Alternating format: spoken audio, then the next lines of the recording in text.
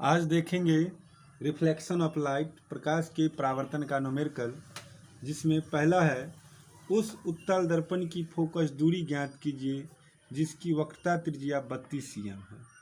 तो इसमें दिया गया है कि वक्रता त्रिज्या 32 cm है, तो चूंकि वक्रता त्रिज्या r = 32 cm, क्योंकि उत्तल दर्पण दिया गया है तो उत्तल दर्पण में वक्रता त्रिज्या धनात्मक होती है, तो इसीलिए यहाँ पे प्लस होगी। तो फोकस दूरी F बराबर फार्मूला होता है R/2, तो R हो गया 32/2, कट जाएगा, 2 × 2 16 दूना 32, 16 cm। तो ये हो गया फोकस दूरी 16 cm। दूसरा है किसी गोलीय दर्पण की वक्रता त्रिज्या 24 cm है, तो इस दर्पण की फोकस दूरी ज्ञात करें।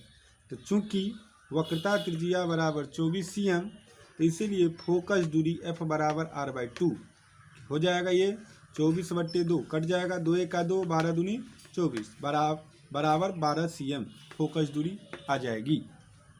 तीसरा क्वेश्चन, एक अवतल दर्पण पर समांतर किरणपुंज आपतित होती है, फलतः दर्पण द्वारा दर्पण के सामने 6.5 cm की दूरी पर एक प्रतिबिंब बनता है, तो दर्पण की फोकस दूरी तथा वक्रता त्रिज्या बताइए। तो क्वेश्चन कह रहा है कि एक अवतल दर्पण पर समांतर किरणपुंज आपतित होती है। तो हम जानते हैं कि समांतर किरणपुंज दर्पण से परावर्तन के बाद दर्पण की फोकस पर अभिसरित होती है, अर्थात मिलती है। और यहाँ पर हमको दिया गया है कि प्रतिबिंब जो है दर्पण के सामने 6.5 cm की दूरी पर है। तो यहाँ प्रतिबिंब दर्पण के सामने 6.5 cm की दूरी पर बन रहा है, तो अतः चिन्ह परिपाटी से दर्पण की फोकस दूरी F बराबर -6.5 cm हो जाएगी, क्योंकि दर्पण जो है अवतल दर्पण है। तो इसीलिए वक्रता त्रिज्या R बराबर 2F, तो 2 × -6.5 cm, ये हो जाएगा 5 दूनी 10, 6 दूनी 12, 1 13 -13 cm। तो अतः फोकस दूरी बराबर 6.5 cm और वक्रता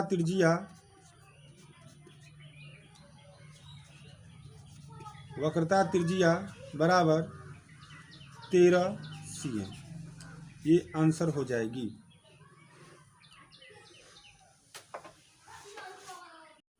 चलिए 4 नंबर क्वेश्चन है, किसी वस्तु को 10 cm फोकस दूरी के अवतल दर्पण के सामने, तो चूंकि फोकस दूरी F बराबर 10 cm, ध्यान रखें अवतल दर्पण है तो माइनस हो जाएगी। तो चूंकि अवतल दर्पण है, अवतल दर्पण की फोकस दूरी ऋणात्मक होती है, इसीलिए यहाँ पे फोकस दूरी -10 cm हो जाएगी।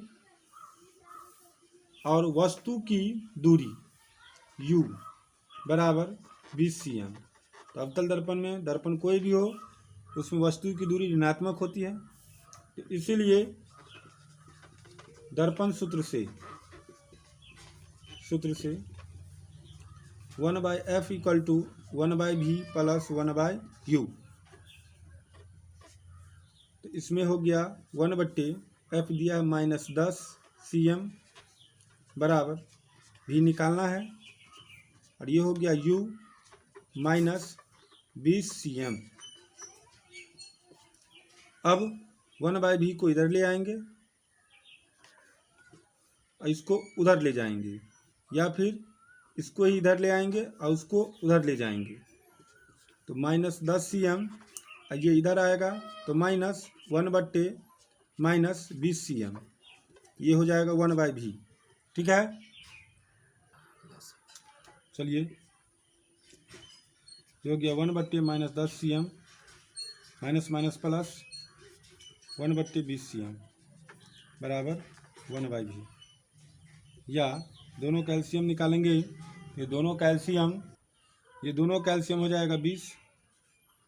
चलिए -2 अब इससे का 20 1 1/v।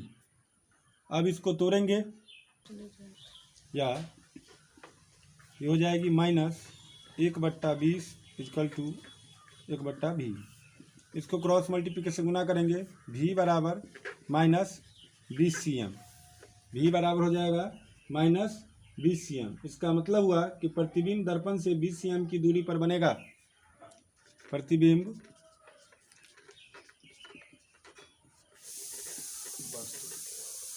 दर्पण से 20 cm की दूरी पर बनेगा। यहाँ ऋणात्मक चिन्ह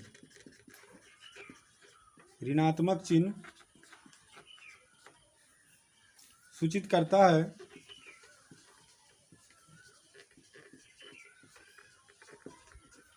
कि प्रतिबिंब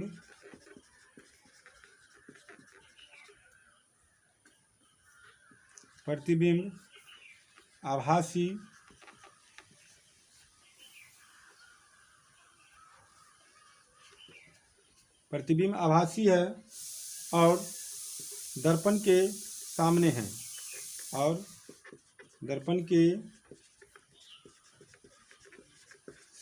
है। 5 नंबर दिया गया है कि एक अवतल दर्पण की फोकस दूरी 20 cm है। तो चूंकि f बराबर 20 cm तो अवतल दर्पण है, तो अवतल दर्पण की फोकस दूरी ऋणात्मक होती है। तो चूंकि दर्पण अवतल है, ठीक है। और कहता है कि दर्पण के सामने किसी वस्तु को रखने पर उसका प्रतिबिंब वस्तु की ही ओर 60 cm की दूरी पर बनता है। यानी प्रतिबिंब की दूरी v बराबर -60 cm। क्यों होगा?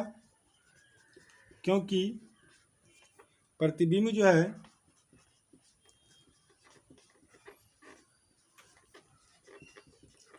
वस्तु की ही ओर बनता है,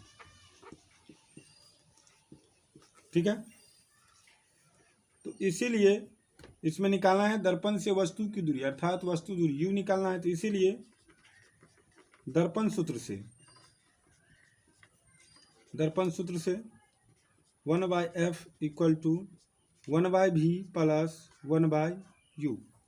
चलिए इस v को 1/v को बराबर किधर लाएंगे? तो 1/f - 1/v बराबर हो जाएगा 1/u। तो हम इसको लिख सकते हैं 1/u = 1/f - 1/v, ठीक है। चलिए मान पुट करते हैं। रखिए मान 1/u बराबर 1/f। तो 1/f कितना है? -20 माइनस v कितना है? -60। या 1/u बराबर ये हो जाएगा 1/-20 माइनस प्लस 1/60। 20 और 60 कैल्शियम निकालेंगे, ये हो जाएगा।